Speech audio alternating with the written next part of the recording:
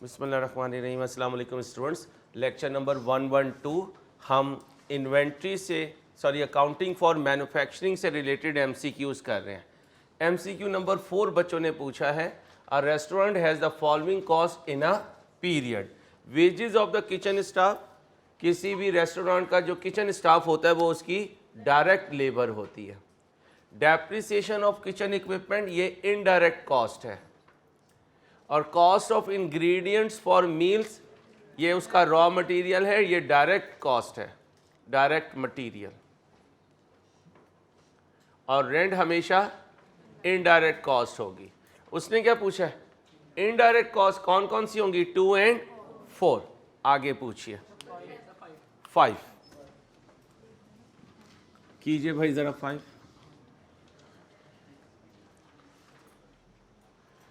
Which item is a direct cost? Royalty paid on number of units of product SK produced। लिखवाया था बकायदा कि direct expense की example लिख लो ताकि ये अगर रेयर आ भी जाए तो हमें पता हो। तो ये हमेशा कौन सी कॉस्ट होती है? Direct expense. क्या कहते हैं? Direct expense. Cleaning material indirect material. Factory rent indirect expense. Wages of the factory manager indirect है, क्योंकि फैक्ट्री मैनेजर प्रोडक्शन में कहीं डायरेक्टली पार्टिसिपेट नहीं करता। अब ये है इनडायरेक्ट मटेरियल, इनडायरेक्ट एक्सपेंस और इनडायरेक्ट लेबर। ये तीनों तो FOH हैं। तो डायरेक्ट कॉस्ट कौन सी है?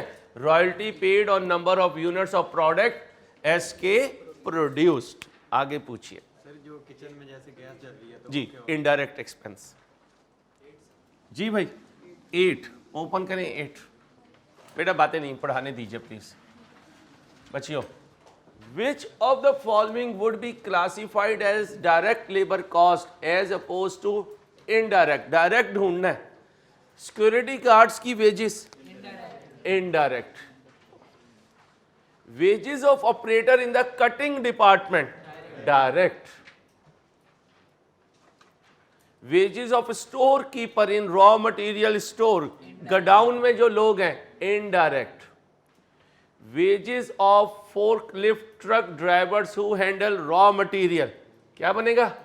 इनडायरेक्ट। तो फिर डायरेक्ट क्या बना भाई? Wages of operator in the cutting department.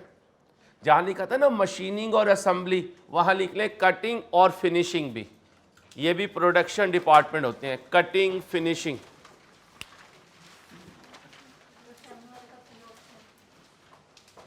क्या एक्सप्लेन करो? सीक्वेंस में बताया करें बेटा। 8 से पहले फिर आपको बताना चाहिए था कि 7 डिस्कस करते हैं। अभी रुके, अभी 8 पे रहने दें। एक मिनट भाई, एक मिनट, 1 बाय 1। पहले जाकर लिख लें कटिंग डिपार्टमेंट और फिनिशिंग डिपार्टमेंट भी डायरेक्ट प्रोडक्शन डिपार्टमेंट होते हैं। अब जी बच्चे आप क्या पूछ रही थी?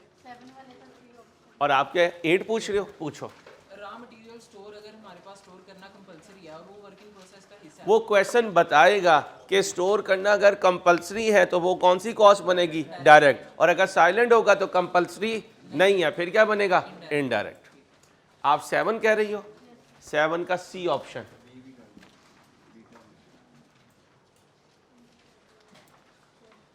विच two of the following are indirect? मैं पूरा क्वेश्चन सॉल्व करने लगा हूं भाई। 300 और कहां पे है? Table cloth. इसका मतलब क्लॉथिंग का बिजनेस है। टेबल क्लॉथ ये जो शीट होती है टेबल पर पुट करते हैं। 300 मीटर की वाइट कॉटन फैब्रिक यूज हुई है, डायरेक्ट। 5 लीटर लुब्रिकेंट यूज हुआ है स्विंग मशीन यानी सिलाई मशीनों में, ये क्या है? इनडायरेक्ट। नहीं, डायरेक्ट नहीं होता। देखें भाई, लुब्रिकेंट क्यों यूज करते हैं? ताकि मशीन अपनी नॉर्मल रनिंग में रहे। जैसे आप बाइक की मोबाइल चेंज करवाते हैं तो कौन सी कॉस्ट होती है? इनडायरेक्ट। कौन सी होती है? इनडायरेक्ट, क्योंकि किसी भी जर्नी के साथ इस मोबाइल की कॉस्ट को डायरेक्टली लिंक नहीं किया जा सकता। आपने 5 लीटर लुब्रिकेंट पुट किया मशीन में ताकि वो प्रॉपर रनिंग करे। अब आपने एक सूट स्टिच किया, क्या मैयर कर सकते हैं कि इस एक सूट पर कितना लुब्रिकेंट लगा? नहीं लग सकते। तो कौन सी कॉस्ट हुई, डायरेक्ट या इनडायरेक्ट? डायरेक्ट कॉस्ट क्या होती है? जो यूनिट देखकर फौरन अंदाजा हो कि ये क्या है, ये इसके साथ डायरेक्टली एट्रीब्यूटेबल है। आगे आए वे भाई, देखो जो यहाँ पे है ना, इस तरह तो बातें चलती चली जाएंगी। ये कॉस्ट अकाउंटिंग में सारी चीजें आएंगी। अभी सिर्फ ये याद रखें, जो किसी यूनिट के साथ डायरेक्टली आइडेंटिफाई हो सके, हाँ भाई ये एक यूनिट है, इस पे इतनी चीज लगी है, उसे डायरेक्ट कहेंगे।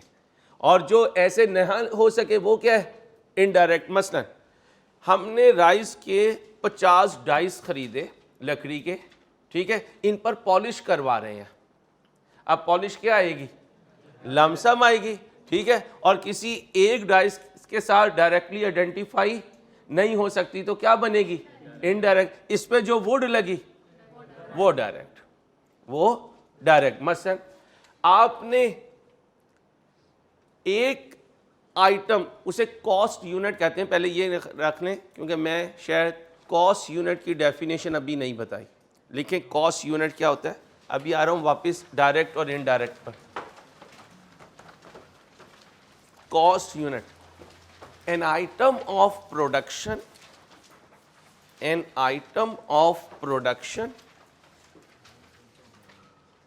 Slash service, an item of production slash service is known as cost unit. An item of बोलें production slash service is known as cost unit. तो फिर ये मार्कर क्या है, cost unit। ये मोबाइल क्या है, cost unit। ये डस्टर क्या है, कॉस्ट यूनिट। ये फैन क्या है, कॉस्ट यूनिट। और जो मैं लेक्चर डिलीवर कर रहा हूं ये क्या है, कॉस्ट यूनिट, क्योंकि ये सर्विस डिपार्टमेंट है। डॉक्टर हॉस्पिटल ने किसी पेशेंट का ऑपरेशन किया है तो वो क्या है, ऑपरेशन, कॉस्ट यूनिट। ऑल्दो वो सर्विस प्रोवाइडिंग बिजनेस की कॉस्ट यूनिट है। जो मैन्युफैक्चरिंग और ट्रेडिंग बिजनेस होता है उसकी कॉस्ट यूनिट की फिजिकल एग्जिस्टेंस होती है, और जो सर्विस प्रोवाइडिंग बिजनेस होता है उसकी कॉस्ट यूनिट तो होती है लेकिन टेंजिबल नहीं बल्कि इनटेंजिबल। डायरेक्ट और इनडायरेक्ट में बच्चों याद रखो, वो कॉस्ट जो देखकर नजर आ जाए कि ये इस पर्टिकुलर आइटम पर इतनी लगी है और आइटम बाय आइटम मैयर हो सके तो वो कौन सी कॉस्ट, डायरेक्ट। और जो लमसम इनकर होकर कोई पोर्शन इसको मिले वो कौन सी कॉस्ट, वो इनडायरेक्ट। मैं राइस का visiting faculty member, lecture number 112 ये कॉस्ट यूनिट है। अब बताएं जो मुझे राइस पे करेगा वो डायरेक्ट कॉस्ट, वो डायरेक्ट कॉस्ट। ये कैमरामैन भाई को राइस पर लेक्चर पे करता है, डायरेक्ट हो गई। अच्छा, इनको सैलरी पे की जाती है पूरे महीने की, अब इनडायरेक्ट हो गई, ठीक। बिजली का बिल इनडायरेक्ट, बाहर सब मीटर लगा हुआ है, अब डायरेक्ट हो गया। तो डायरेक्ट इनडायरेक्ट इतना क्लियर चीज नहीं है, ये तो पूरी जिंदगी का कॉस्ट अकाउंटिंग का क्रंच है जो पूरे 150 घंटे टीचर आपको सिखाएंगे। मैं इसलिए जब रिव्यू देता हूं कहता हूं कि भाई ये चैप्टर यहां का नहीं था, इसे कहां रखना चाहिए, कॉस्ट अकाउंटिंग में। यहां रखा है तो अल्लाह का शुक्र, जितना आपको सिखा दिया है पेपर आपका कहीं नहीं चाहता इंशाल्लाह। आगे आए भाई, wages of two sewing machine operator, दर्जी, उनको क्या दे रहे हैं, वेजेस दे रहे हैं। अब मुझे बताएं डायरेक्ट इनडायरेक्ट, जी डायरेक्ट इनडायरेक्ट, डायरेक्ट है क्योंकि कपड़ा डायरेक्ट मटेरियल है और टेलर को जो पैसे देंगे वो डायरेक्ट है। आगे आ जाए, इलेक्ट्रिसिटी बिल अब इनडायरेक्ट है। जी भाई क्या ढूंढना था, डायरेक्ट इनडायरेक्ट, बी और डी, बी और डी। 11 से 15 सीक्वेंस ना ब्रेक कीजिएगा। 11 10 बच्चियों बातें नहीं, फिर मैं डांटूंगा, अच्छा नहीं लगता। बहुत अच्छा ताल्लुक गुजरा 112 लेक्चर में, इसको 125 तक अच्छा रहने दीजिए, क्योंकि इंशाल्लाह वो लास्ट क्लास होगी। Which of the following cost would be classified as indirect? अब ये बेकरी में चला गया तो कह सकता हूं ऐसे तो करोड़ों बिजनेस है, आप सर लिस्ट बना के दे दें करोड़ों बिजनेस की कि ये डायरेक्ट है ये इनडायरेक्ट है, नहीं बनाएंगे ना, तो थोड़ी सी कॉमन सेंस। अब बताओ बेकरी में जितना आटा इस्तेमाल होता है, जितना मैदा इस्तेमाल होता है, जितना चिकन इस्तेमाल होता है, जितना स्प्रेड इस्तेमाल होता है, जितनी मायोनीज इस्तेमाल होती है, डायरेक्ट। और जो वहां के शेफ है सारे डायरेक्ट, ठीक है। वहां जो बिजली का बिल है वो इनडायरेक्ट, जो सुपरवाइजर है इनडायरेक्ट, जो ब्रांच का मैनेजर है वो इनडायरेक्ट, जो इंश्योरेंस है इनडायरेक्ट, जो गार्ड की सैलरी है इनडायरेक्ट, जो सेल्समैन की सैलरी है, head office cost, selling cost. कौन सी कॉस्ट? Selling cost. आओ जी भाई, floor for baking bread direct है। अब ध्यान से, bill paid for icing a wedding cake, अब बनाए, वेरी गुड, डायरेक्ट है। क्यों? क्योंकि वेडिंग केक के लिए ये आइसिंग क्या है? क्या है? ये केक वाइज है, क्योंकि कुछ केक ऐसे होते हैं जिन्हें अगर आप आइसिंग नहीं प्रोवाइड करेंगे तो वो सरवाइव भी नहीं कर सकते। अब आप वाला पॉइंट आ गया भाई, ये अब इसके लिए क्या है? नेसेसरी है, और नेसेसरी कोई भी स्टोरेज कॉस्ट होगी वो एसेट की कॉस्ट में ऐड होगी, वो इन्वेंट्री की कॉस्ट में ऐड होगी। वेजेस कॉस्ट ऑफ बेकर बताएं भाई, direct. Depreciation indirect, D is the right one. Sorry, 10 के बाद पूछे 11, which one of the following would be classified as direct labor? जी भाई, brick layer in a construction company, राज मिस्त्री जी डायरेक्ट, क्योंकि यही तो मकान बनाता है। General manager indirect, maintenance manager indirect, HR manager indirect. तो फिर डायरेक्ट कॉस्ट ढूंढनी थी, कौन सी? बीटा। और इसकी कोई बाउंड्री नहीं है, पता नहीं कौन सा बिजनेस लेकर आएगा। बस देख लेना, जो उसमें डायरेक्टली इन्वॉल्व हो वो डायरेक्ट कॉस्ट है, जो डायरेक्टली इन्वॉल्व ना हो वो सारा इनडायरेक्ट है। जी भाई, 11 के बाद 12, which one of the following be classified as indirect labor? indirect labor बतानी है। ऑडिट फर्म, इनका काम क्या है? अकाउंट्स चेक करना। अब गौर से सुनना, जब तुम ऑडिट फर्म के थ्रू किसी क्लाइंट के पास जाओगे तो तुम उस ऑडिट फर्म की डायरेक्ट लेबर होगे या इनडायरेक्ट? डायरेक्ट लेबर होगे भाई, उनका काम ही अकाउंट्स बनाकर चेक करवाना है। तो ऑडिट फर्म का कोई ट्रेनी स्टूडेंट, ऑडिट फर्म उसे जो स्टाइपेंड देती है वो उसकी डायरेक्ट लेबर। वेजेस ऑफ जी भाईजान, आप ऑडिट करते हुए डायरेक्टली इन्वॉल्व होंगे, आप टीम का हिस्सा होंगे, काम बटे में होंगे। हाँ जी, तो आपका कोई छोटू नहीं होगा भाई। सुने, मैं बता रहा मेरे बच्चे थोड़ा सा, ये एक अकाउंट्स है, ये एक अकाउंट्स है, ठीक है। अब इसमें बैलेंस शीट है और इनकम स्टेटमेंट है। बैलेंस शीट का जो एसेट पोर्शन है वो नॉर्मली ऑडिट फर्म का सुपरवाइजर परफॉर्म करता है। क्यों? क्योंकि वो बैलेंस शीट का 70% होता है, मेन काम होता है, अब वो कर रहा है। सीनियर क्या करेगा? वो लायबिलिटीज चेक कर लेगा, सीनियर लायबिलिटीज, और सेमी सीनियर सेल परचेज। तुम्हें कहाँ लगा देंगे? एक्सपेंस में। भाई 12 बिजली के बिल चेक करो, बिल सही पे हुए में है, काम आप भी अकाउंट्स का कर रहे हो, लेकिन आपके काम का लेवल थोड़ा कम है। आप सपोर्टिंग नहीं होते ऑडिट फर्म में, आप क्या नहीं होते? सपोर्टिंग नहीं होते, आप भी ऑडिट परफॉर्म कर रहे होते हैं। वो जो आप कह रहे हो ना कि अकाउंट उसका वर्कर का कोई छोटू होता है, वो प्रैक्टिकली काम नहीं करता, वो अपने सीनियर को क्या कर रहा होता है, सिर्फ हेल्प आउट कर रहा होता है, प्रैक्टिकली वो कार में कोई काम नहीं करेगा। अच्छा, मैं आपका छोटू, आप वो सीनियर मैकेनिक, मैं हूं जूनियर मैकेनिक, आप कार का मेन काम कर रहे हो और उसी कार में आपने कहा जरा लाइट की वाइट सही कर दो, क्या मैं डायरेक्टली इन्वॉल्व हूं? तो मैं कौन सी लेबर हूं? तो छोटू से ये मीनिंग ना लो जो हल्का काम करे। छोटू का मतलब है ये सर्विस प्रोवाइडिंग जो डिपार्टमेंट है उसमें इन्वॉल्व है। दो डिपार्टमेंट थे ना, एक प्रोडक्शन और एक, तो प्रोडक्शन डिपार्टमेंट में कोई भी इन्वॉल्व होगा तो कौन सी लेबर, और जो सर्विस डिपार्टमेंट में इन्वॉल्व होगा इनडायरेक्ट। तो छोटू से ये मीनिंग ना लेके वो छोटा काम कर रहा है।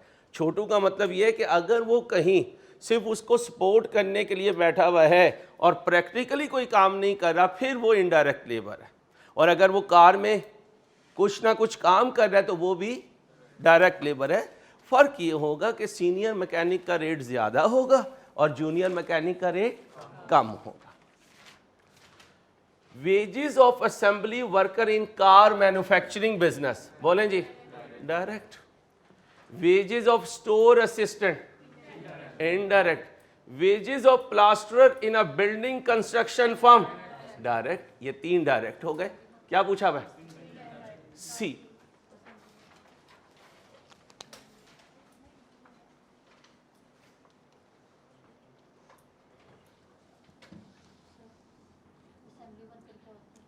असेंबली वर्कर क्या होता है? मैंने कल आपको बताया था असेंबली कौन सा डिपार्टमेंट होता है? Production department. तो प्रोडक्शन डिपार्टमेंट का जो वर्कर होगा वो डायरेक्ट या इनडायरेक्ट? मैंने भी यही लिखा।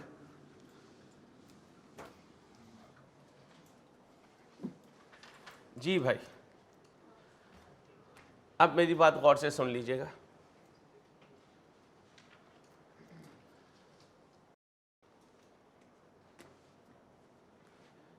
उसने हमें बुक में कहा कि इंटीग्रेटेड सिस्टम है, इंटरलॉकिंग नहीं है। थोड़ा सा इसके मुतालिक भी लिख लें, लिख लीजिए ज़रा।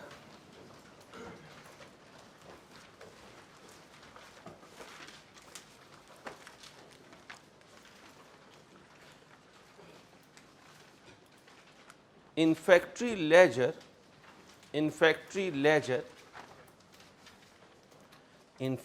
ledger, we record, in factory ledger, बोलिए, we record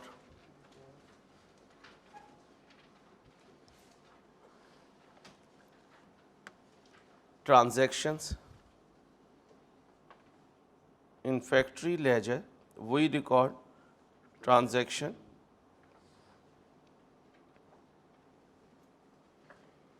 related to factory transactions.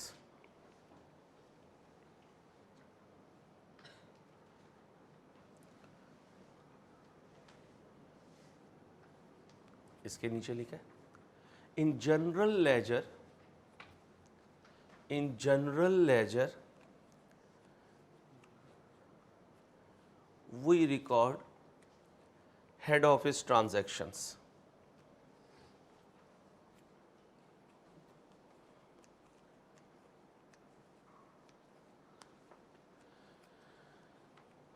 कल और परसों जो 2 दिन गुजरे हैं, इन 2 दिनों में मैंने कौन सी ट्रांजैक्शंस रिकॉर्ड करना सिखाई? फैक्ट्री की। इसलिए जैसे ही डेटर आया, सेल्स आई, कैश आया, क्रेडिटर आया, मैंने क्या कहा? ये नहीं बनाऊंगा। क्यों नहीं बनाऊंगा? ये पहले ही बनाते आए हम। इसका मतलब इन 2 क्लासेस से पहले जो कुछ तुम्हें बनाना सिखाया वो जनरल लेजर था, और जो कल और परसों काम किया वो फैक्ट्री लेजर। तो फैक्ट्री लेजर में फैक्ट्री की ट्रांजैक्शन और जनरल लेजर में, भाई जनरल लेजर में अब आए, क्या कहता है? Which one of the following would be classic, नहीं, which of the following account is most unlikely to be part of, कहता है वो आइटम बताओ जो फैक्ट्री लेजर में रिकॉर्ड नहीं होंगी। जी भाई, work in process factory ledger में होगा, ये मेरा आंसर नहीं है। प्रोडक्शन ओवरहेड फैक्ट्री लेजर में होगा, ये मेरा आंसर नहीं है। डायरेक्ट लेबर फैक्ट्री लेजर में होगा, मेरा आंसर नहीं है। प्लांट एंड मशीन इन 2 दिनों में रिकॉर्ड करवाना सीखा है या पुराना? तो कहां रिकॉर्ड होगा? हेड ऑफिस में। और हेड ऑफिस का डॉक्यूमेंट जनरल लेजर। तो ये कहां है? Factory ledger. ये कहां है? Factory ledger. ये कहां है? Factory ledger. ये कहां है? General ledger. अच्छा, इससे कंफ्यूज ना होना कि सर लगा तो फैक्ट्री में है, लगे जहां मर्जी, रिकॉर्ड कहां होगा? हेड ऑफिस में। प्लांट डेबिट, बैंक क्रेडिट, और फिर इसकी डेप्रिसिएशन डेबिट और अकुमुलेटेड डेप्रिसिएशन क्रेडिट। आगे पूछिए। वो भी हेड ऑफिस रिकॉर्ड करता है। उसको किस तरह डिवाइड करेगा वो आज मैं बता के जाऊंगा। कुछ हम फैक्ट्री में ले जाते हैं और कुछ हम हेड ऑफिस में ले जाते हैं। 16 से पहले अभी पूछना है तो पूछ लें क्योंकि रिकॉर्डिंग चल रही है। आए जी 16 पर। बस बस बस बस भाईजान, भाईजान थोड़ा ऊपर कर दे और ऊपर कर दे, बस। वो एंट्री सामने रखनी है। एंट्रीज के क्वेश्चन है ना, हाँ एंट्री सामने रखो। नहीं ये डेप्रिसिएशन किए, इसे अभी छोड़ें। डेप्रिसिएशन किए अभी छोड़ दें, या अभी करवा दो? कर लो, अभी कर लो।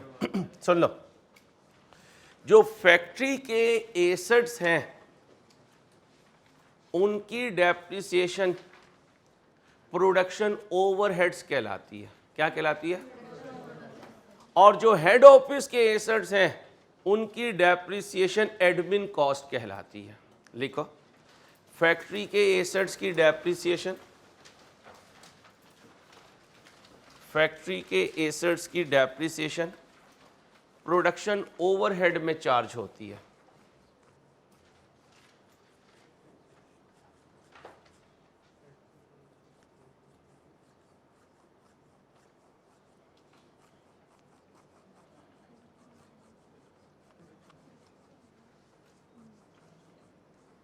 चले गए? हेड ऑफिस की डेप्रिसिएशन कौन सी कॉस्ट होती है? एडमिन, ब्रैकेट में लिख लें ऑपरेटिंग एक्सपेंस।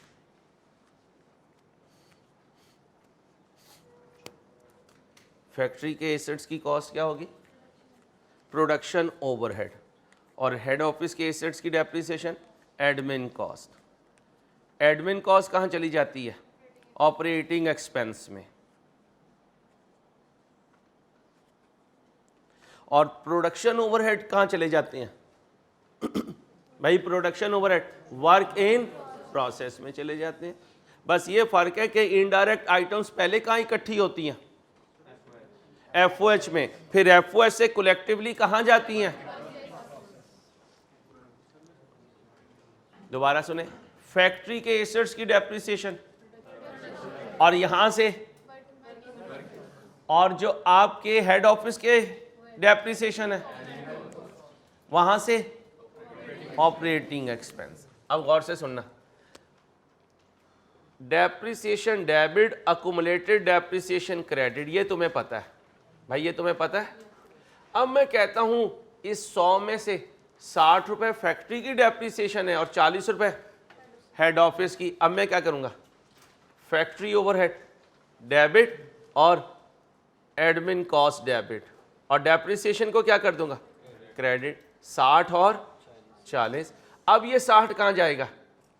Work in. और ये कहां जाएगा? ऑपरेटिंग एक्सपेंस में। और फिर एफओएच क्रेडिट हो जाएगा और एडमिन भी खत्म हो जाएगा क्योंकि हमने रेलिवेंट जगह पे दे दिया। अब नेट एंट्री क्या बनी? ये डेबिट ये क्रेडिट आपस में क्या हो गए? खत्म। ये डेबिट ये क्रेडिट आपस में क्या हो गए? खत्म। एंट्री क्या बनी? Work in process debit, operating expense debit और अकुमुलेटेड डेप्रिसिएशन क्रेडिट। अब जरा देखिएगा, मैन्युफैक्चरिंग बिजनेस है, उसने अपने ऑपरेशन स्टार्ट किए कब? उसका ईयर एंड कब है? ट्राई करके लाए हुए हो ना? तो 4 और 6 कितना बना? 10/12। 10/12 क्योंकि 1 9 20 से 30 से 21 तक 10/12 बनता है। फैक्ट्री एक नॉन करंट एसेट है। मीन बिल्डिंग कितने की ली? Useful life, residual value. Question में मेथड बताएं, नहीं है तो कौन सा मेथड? Straight line. क्या फार्मूला है? ओवर कॉस्ट बोलो, residual value, useful life. Answer 3.6 into 10/12। Fraction भी तो लगानी है। कितना बना? 3 मिलियन। अब ये 3 मिलियन क्या है भाई? ये क्या है? Accumulated depreciation. आगे सुने, ये जो चुनियोट वाले हैं, कभी इनको ऑर्डर दिया फैमिली फंक्शन में? चुनियोट पकवान वालों को नहीं दिया। लेट्स से कि मैंने ऑर्डर दिया चुनियोट पकवान वालों के। आप किचन में जाएंगे तो आगे उन्होंने एक छोटा सा काउंटर बनाया होता है, सेल काउंटर, जहां हम ऑर्डर देते हैं। उसके पीछे अगर आप उनका कर्टन हटा के देखें तो उनका किचन होता है। तो कह सकता हूँ ये एक ऐसा बिजनेस रन कर रहे हैं कि फ्रंट हिस्सा इनका हेड ऑफिस है और बैक हिस्सा इनकी फैक्ट्री है। अब वहाँ पे जो एसेट है वो डेप्रिशिएट हुए। मसलन जनरेटर पड़ा है, वो डेप्रिशिएट हुआ। अब जनरेटर किचन में भी इस्तेमाल हो रहा है और हेड ऑफिस में भी यूज हो रहा है। अब ये कहते हैं भाई 2/3 हिस्सा किचन को चार्ज कर दो और 1/3 हिस्सा हेड ऑफिस को। अब देखें, 2/3 of the factory area is used for and remaining is used for office and showroom। अक्सर ये फर्नीचर वाले होते हैं, सामने फ्रंट पे फर्नीचर रखा हुआ है, पीछे फर्नीचर मैन्युफैक्चर हो रहा है। तो फैक्ट्री और हेड ऑफिस एक ही रूफ में है। अब बताएं इस 3 में से कितना दूं फैक्ट्री को? 2/3 कितना हुआ? 2। और हेड ऑफिस को कितना दूं? ये कितना बना? जो फैक्ट्री को दूंगा वो कहां जाएगा और जो हेड ऑफिस को दूंगा वो कहां जाएगा? Operating expense. करेक्ट एंट्री ढूंढो। करेक्ट एंट्री, ये करेक्ट नहीं है, 2 और 1 होना चाहिए, ये गलत है। आगे चलें जी जी।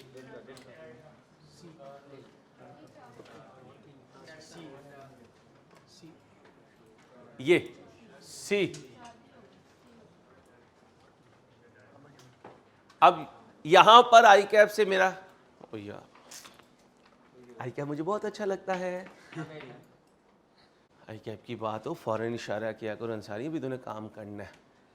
जी मेरे बच्चों, production overhead debit, operating expense debit और अक्यूमुलेटेड डेप्रिसिएशन क्रेडिट। क्योंकि ये देखें, पहले हम एफओएच में लेके जाते हैं और बाद में वर्क इन प्रोसेस में लेके जाते हैं। तो D is the right one. तस्वीर ले लो, काम भाई की तस्वीर ले लो। इसकी लेना तस्वीर जल्दी से, 1 मिनट लो। अगर कॉपी नहीं किया तो कॉपी कर लिया तो वेल एंड गुड। जल्दी जल्दी शाबाश, टाइम कम है।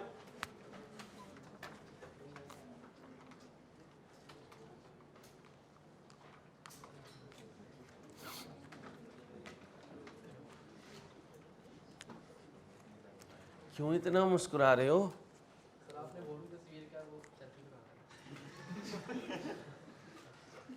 ये अपने फेस को बोर्ड समझ रहा होगा ना, सारी अकाउंटिंग इधर ही इसके समाई हुई है।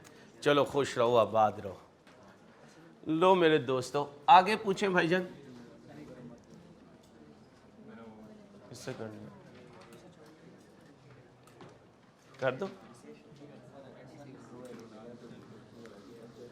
बेटा, बातें नहीं। ओ खान साहब,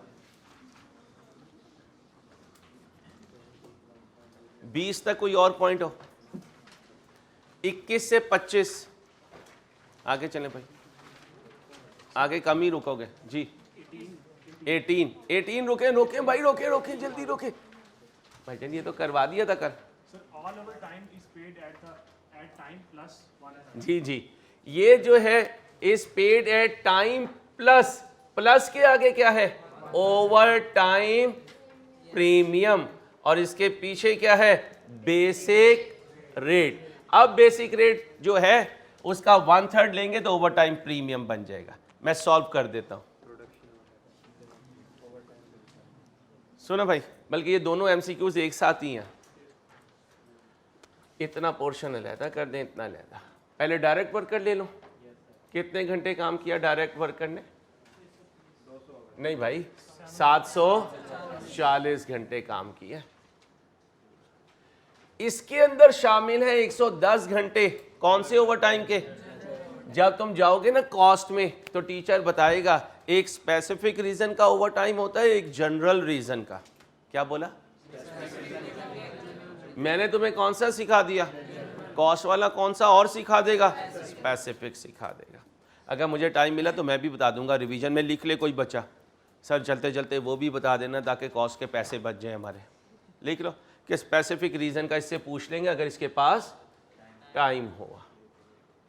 तो तेरे पास ही तो टाइम है, मसरूफ तो हम लोग हैं भाई। ओवर टाइम 110 घंटे, तो नॉर्मल कितने हुए?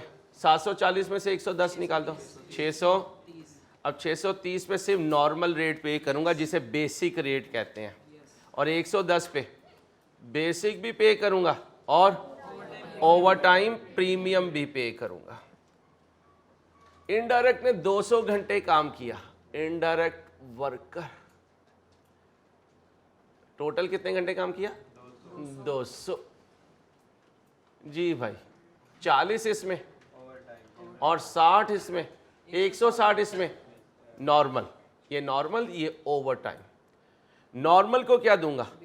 बेसिक रेट दूंगा। ओवर टाइम में बेसिक भी दूंगा और ओवर टाइम नहीं बोलना, ओवर टाइम प्रीमियम भी दूंगा। अरे दिल में तो और कुछ भी बोलते हो। The direct production workers have a basic, करें भाई, बेसिस नहीं होता, basic rate of 840 and the indirect worker basic rate is 600। जब ओवर टाइम करता है तो क्या देते हैं? बेसिक भी देते हैं और प्रीमियम भी देते हैं। बेसिक भी देते हैं और अब प्रीमियम का रेट नहीं है, कितना है? 1/3, यानी बेसिक का 1/3 प्रीमियम है। ये लिखने का अंदाज है कॉस्ट अकाउंटिंग में। कहाँ लिखने का अंदाज है? अब बताओ बेसिक कितना है? 840, इसका 1/3 करो 280। हन्नान समझ आ रही है? बेसिक कितना है? 600, प्रीमियम कितनी है? 200। चले अब कर दो मल्टीप्लाई, 630 ज़रब 840, बड़ी बड़ी रकमें आएंगी, बड़ी बड़ी। 5,29,200। इसे कहते हैं अमीर बच्चे। कैसा कैलकुलेट किया अगले ने? करो भजन, आप वंडीर की चीज़ लेने आया, लग तो ऐसे ही रहा है। कैलकुलेटर का 92,000, 92,000 या 92,000? ओवर टाइम प्रीमियम 30,800, 160 ज़रब 600, 9,96,000 या 9,60,000? 96,000। 40 ज़रब 600, 40 ज़रब 200, 8,000। इसको तेज करो। अब ये ना हो किसी आरे पे चले जाओ, या जरा करीम तेज, ठीक है? रंदा लगाई जरा। अब जरा देखो क्या मांग रहा है, यानी इनडायरेक्ट कॉस्ट, यानी इनडायरेक्ट कॉस्ट। ये अंकल, ये अंकल, ये अंकल डायरेक्ट, ये अंकल, ये अंकल, ये अंकल, ये अंकल, इन चारों इनडायरेक्ट को जमा कर दो। 1 2 3 4 को जमा कर दो। ए ऑप्शन आ गई।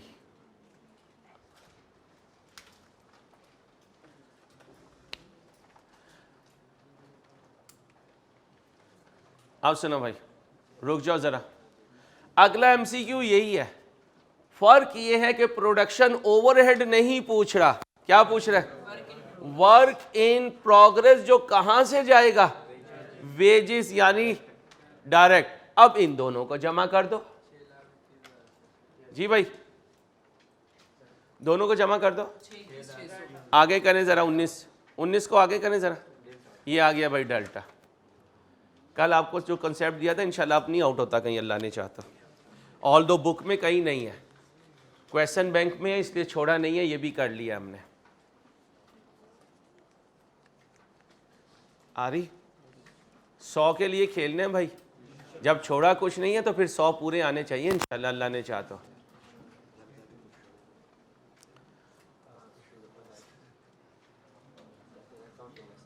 कर दूं आप? नहीं, जल्दी से करें भाई, टाइम कम होता है।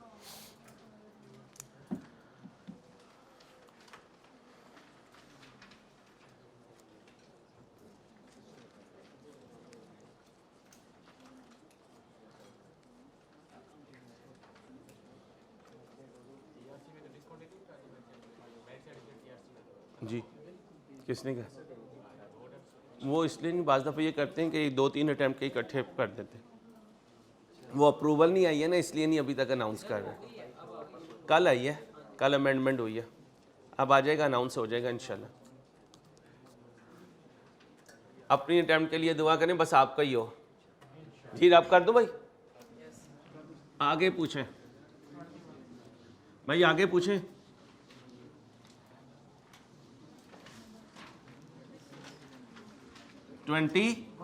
आए जी 21 पे, 21 ये कल सिखा गया था। कितनी बेसिस होती हैं? 7। आए जी, डायरेक्ट लेबर होती हैं, machine hours, percentage of prime cost और यूनिट्स। यस, सारी बेसिस हैं, all of above. Factory overheads can be absorbed by which of the following method. जालिम ने 4 दिए, 3 और लिख दे तो 7 पूरे हो जाएंगे। इन 7 की डिटेल कहाँ करोगे? कॉस्ट अकाउंटिंग में, बेसिक नॉलेज में आपको सारी दे चुका। एब्जॉर्प्शन रेट के साथ वर्ड यूज करोगे per unit, per labour hour, per machine hour, per material KG, percentage of material cost, percentage of labour cost, percentage of prime cost, ऐसे ही है। और जब एब्जॉर्ब करोगे actual units into absorption rate per unit, actual labour hours multiply by absorption rate per labour hour, actual machine hours multiply by absorption rate per machine hour, actual material KGs multiply by absorption rate per KG, actual material cost multiply by percentage rate, actual labour cost multiply by percentage rate, actual prime cost multiply by percentage rate. लेकिन आखिरी 3 पर focus करने की जरूरत नहीं है। जी मेरे दोस्तों, 25 तक कुछ पूछना हो, 26 से 30 या तो बच्चियों को सब आता है या कुछ करके ही नहीं आई है। आता है? चलो भाई 26 से 30, 26 से 30 ओके। आए जी बच्चों, बातें नहीं प्लीज पढ़ाने दें। 31 से 35 आगे आसान है। 31 से 35, 36 से 40 किए भी हैं या वैसे ही कह रहे हो?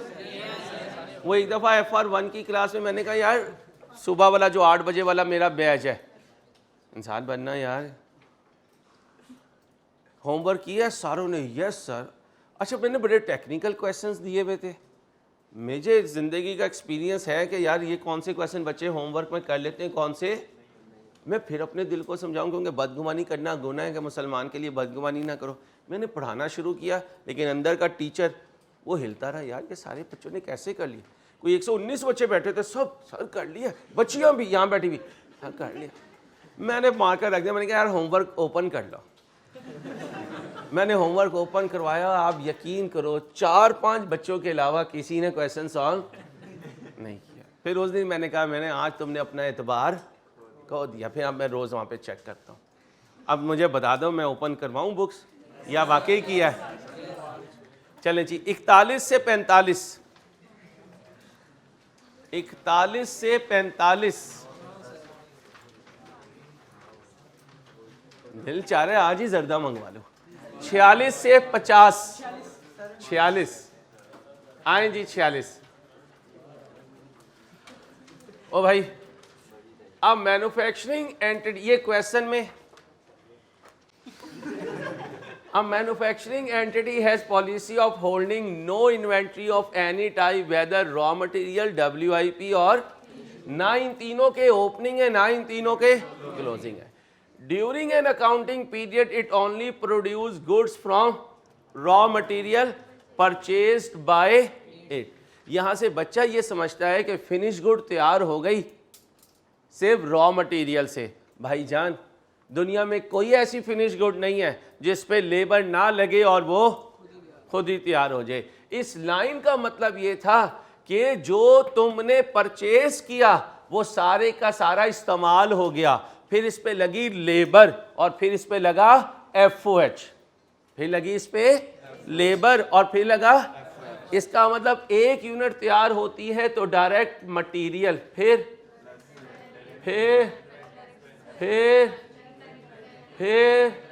और उसके बाद, और इन तीनों को जमा करें तो FOH. It's cost of sales shall be equal to, जी भाई, प्राइम कॉस्ट प्लस, क्योंकि इन तीन को मिलाऊंगा तो, और ये क्या है, prime cost plus FOH. D is the right one. कितने बच्चों ने समझा सिर्फ रॉ मटेरियल से चीज तैयार हो गई? नहीं तो फिर पूछा किसने? सर किस, आपने क्या सोचा था? वेरी गुड, चैंपियन है तो मेरा बच्चे. और पूछो भाई. 47 से 50, 49. बहरिया नहीं नजर आ रहा? अच्छा, बहरिया अगला निशाना तुम हो अदालतों का. चलो भाई 49 आगे कर भाई. भाईजान आगे करें, आगे करें, ये पहले पढ़ाना है ना. सुनो भाई, यूटिलिटी का 60% फैक्ट्री में, रिमेनिंग कहाँ जाएगा? सेलिंग, एडमिन और डिस्ट्रीब्यूशन. इसका मतलब है अगर यूटिलिटी 100 है तो फिर फैक्ट्री को कितना चार्ज करूंगा? 60, और हेड ऑफिस को 40. और अगर दूसरा कौन था?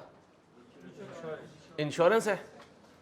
इंश्योरेंस ये 100 है तो फैक्ट्री को 70 और हेड ऑफिस को 30. अब रिक्वायरमेंट पढ़ें क्या पूछ रहा है. फैक्ट्री ओवरहेड, इसका मतलब हेड ऑफिस के खर्चे इसमें नहीं लिखने.